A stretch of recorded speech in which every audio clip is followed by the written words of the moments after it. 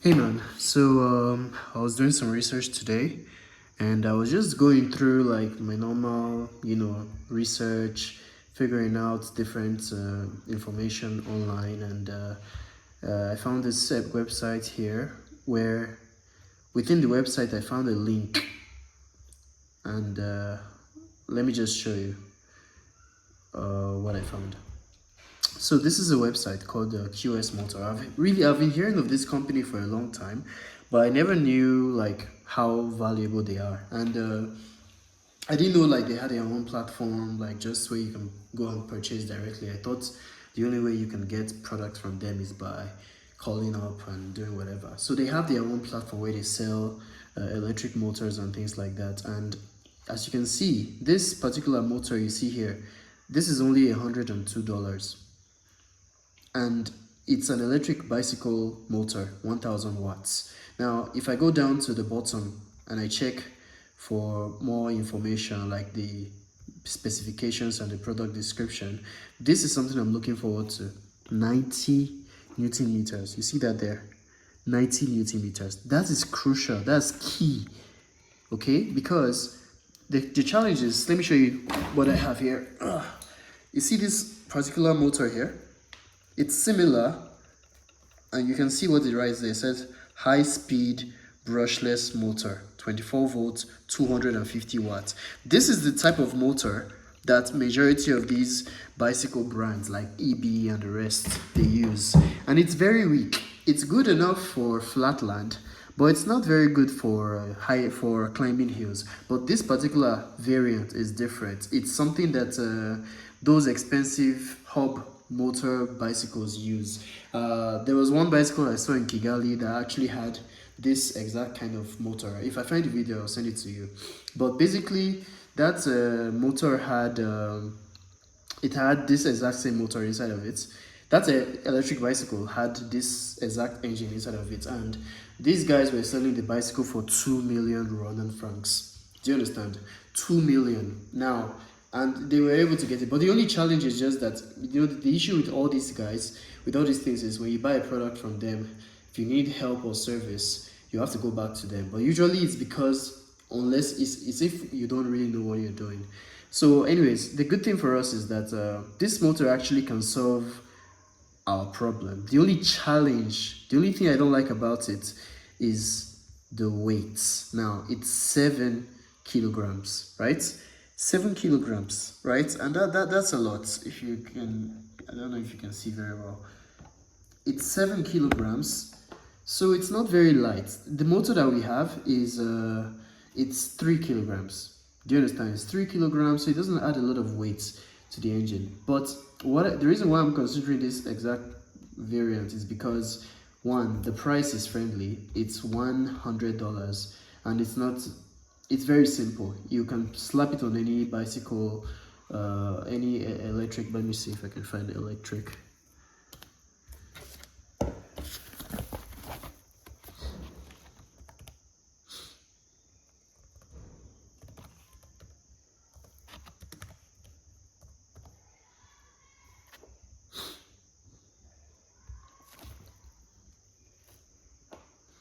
Right, so if you check out like majority of bicycles, you see, like for example this one here says 1500. Let's click on it and see what it looks like. You can even see it already.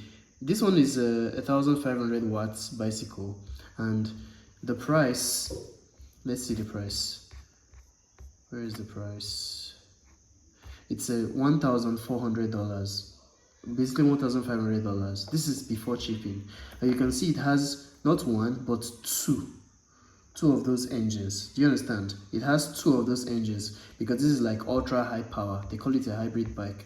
Anyways, this is overkill for what we're doing, but you understand, it's basically how majority of these electric bikes get launched and get sold, because it's very simple. You can get just your average regular bicycle frame and convert it to electric without having to go through too much R&D. This is something that majority of the people will find attractive, something that they would want to do, because it takes away the pain of having to develop your products from scratch. So this is something we can also look into. In as much as we have our own product, we can still take advantage of it, because as you can see, the price of the engine is only 100. So imagine you're selling the end product for over $1,000 or $1,500, but only the engine alone is just 100, which means everything else is very cheap, because you can even get all the bicycle components for still just 100. So if you do the math, you can get the bicycle components, get the bicycle, everything for like 150, get this motor 100, that's 250. When you now add the battery, this is also something I'm looking into as well, the battery. And this website, they actually have batteries for sale.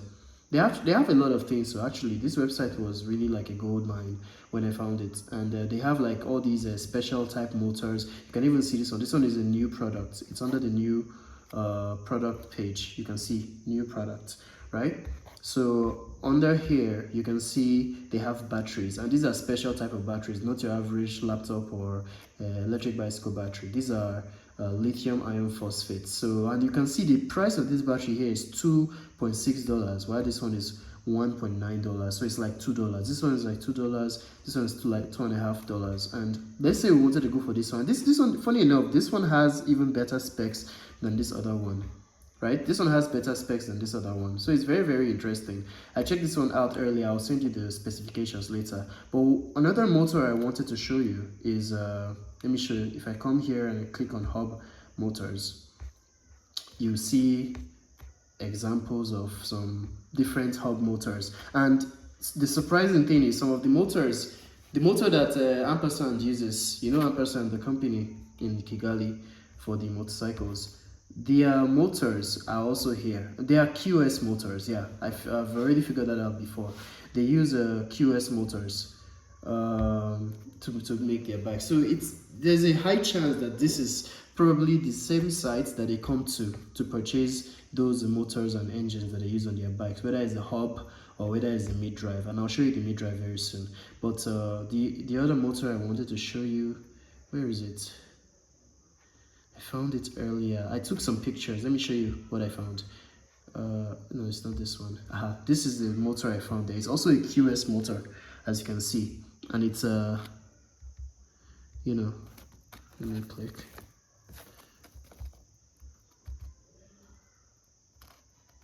So it's 1,200 watts. And these are some of the information that I got from inside. Actually, I think I got a lot of information. Let me show you here. Downloads.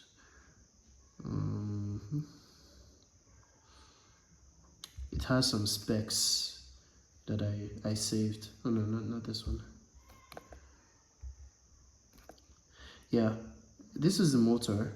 It was from the same QS motor website. I'm just looking for it now. I can't find it because the website kicked me out before.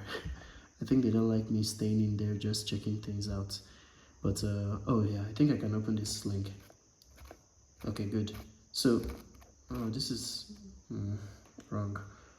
Anyways, I'll send you a link so you can check it out later. But I just wanted you to know that there's still like other ways we can go around this thing. We're not limited. Actually, we are not limited at all. We can do things however we like. Okay, I think this is it. Yeah, this is it. I'm just considering. Yeah, this is definitely it. So this one is 1,200 watts and is a hub motor, direct drive, $113. So it's slightly more expensive, like $10 more expensive than the other motor. But the advantage is that it has higher power. It has higher power. Let me show you the specifications. Yeah, you see. So this is an example of an electric bicycle, and you can see the engine there. So this is what it will look like. So it looks like an ordinary bicycle. This is just a design choice. It could be any other design. So where are we? Specifications, watts. Yeah, those are the dimensions. This is what I was looking for. So over here, what we're looking for is the torque. So if you see motor, brand, stator, power, speed, maximum torque, right? So this one says 109 Newton meters. This is very good. It's very good because actually that's like the target. What we were designing was meant to deliver 120 Newton meters at the wheel. Actually, slightly more than that, but you know, give or take that amount. So when you have 100 Newton meters on your tire, you're able to climb hills very well without any issue. The only challenge with this one is for this motor to have this amount of power, 109 Newton meters. It ends up being very heavy. So this motor weighs 9 kilograms. The other motor was weighing 7 kilograms. This one weighed 9 kilograms. Whereas our own motor weighs 3 kilograms, but also does the same. Anyways, the reason why we will consider this one is because of the nature of this motor is a low maintenance. It's called a direct drive motor. So what it means is that, like, let me show you the diagram. If you look at it from the side, literally there's nothing inside apart from just copper coils and whatever, and these are stationary. So it's very synonymous to like your average bicycle hub, but there's magnets and there's copper on the inside. So it's very maintenance friendly. Now, this is good if you're doing something like a rental fleet where people are renting the bikes and you don't want to handle any problem of maintenance or, you know, braking chain or anything like that. The only thing you worry about is a flat tire. That's it. The only thing you can worry about is a flat tire, and that is average. That's a very normal thing. In fact, you can hardly, if you ride well and you do very well, you might end up having maybe 1 or 2 flat tires in a whole year. I went throughout last year. I think there was only 2 or 3 times that I had a flat tire, and me, I ride my bike very, very rough. Do you understand? So anyways, I'm just trying to show you, because if you're considering renting our bikes, this is a good option. Either of these two, this one or the other one that I showed you before, are both good options because they don't require a lot of maintenance. The one we have is like, let me see if I can find. I think I sent you this company, right? DJI. So DJI, they produce their hub motors, their mid-drive motors. The only challenge with the mid-drive motor is that it's not very maintenance friendly in terms of like if something goes wrong, because it uses a chain. So it's good for people who are going into the electric bicycle thing as they want to own it. You understand? Like they want to own an electric bicycle that is their own, not something that they are renting. Because when you're renting a bicycle, you don't want to worry about anything. And even for us who will be giving the bicycle out for rental, we also don't want to worry about anything like a braking chain or anything like that. Because all these bicycles, they have a lot of power, you understand, and it's going through the chain. And if somebody that doesn't know how to use gears very well is riding them, they could end up breaking the chain. That's a risk, you understand. So it's good for people who know exactly what they are looking for. That's why I said that we are at an advantage, because people who have tasted electric bikes and later they are wanting more, this is something that they'll be looking forward to. When they have a taste of something way better, then they'll be much more hungry, and then we can give them a premium price. That's why I said what we have is premium, whereas what the rest of our competition has is just average, what everybody can do. So let me just play this video quickly so you see and understand. The DJI Avinox M1 drive unit integrates DJI's core electromechanical technologies accumulated over years, delivering ultra-quiet, full power assistance in a compact design.